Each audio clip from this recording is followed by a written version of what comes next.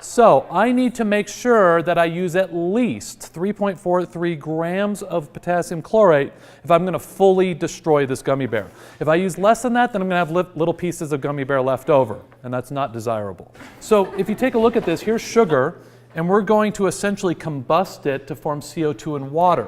Now, normally when we see a combustion reaction, what's doing the combusting? What's the strong oxidizer that's stripping electrons away? Oxygen is. But I don't have O2 in this, right?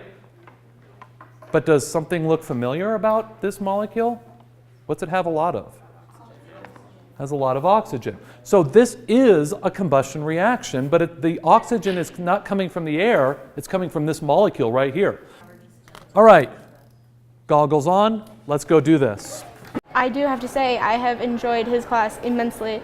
I look forward to it every day, learning about the environment. It's like the best thing ever, and I really appreciate his teaching style because it's not like he's above us, and it's not like he thinks he's better than us. He thinks he's one of us, and he tries to teach us just like another student would, and I really appreciate that because it makes it so easy to learn.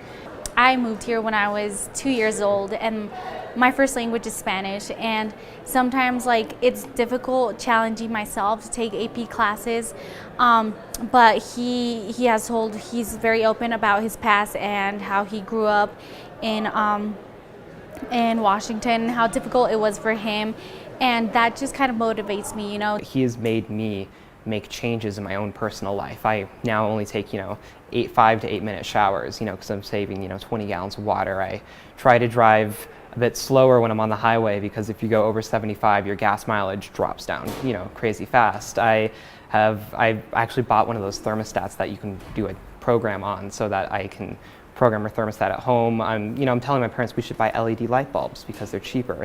It's different things that are affecting the way I make choices that I'm probably going to keep making these choices for the rest of my life. I originally thought that AP Environmental was going to be a very depressing class because I'm not ignorant as to the state of affairs with the environment now. But this class has actually given me hope for the future, that there are solutions out there, that we can pursue them, and that we really can make a difference.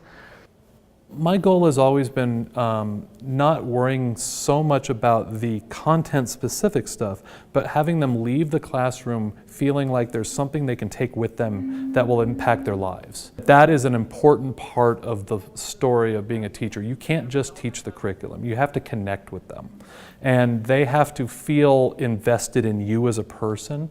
And so I try to do things that will help them feel that connection, that I care about their interests, that they can see what my interests are, and that we can share stories, and that also helps make the curriculum more relevant.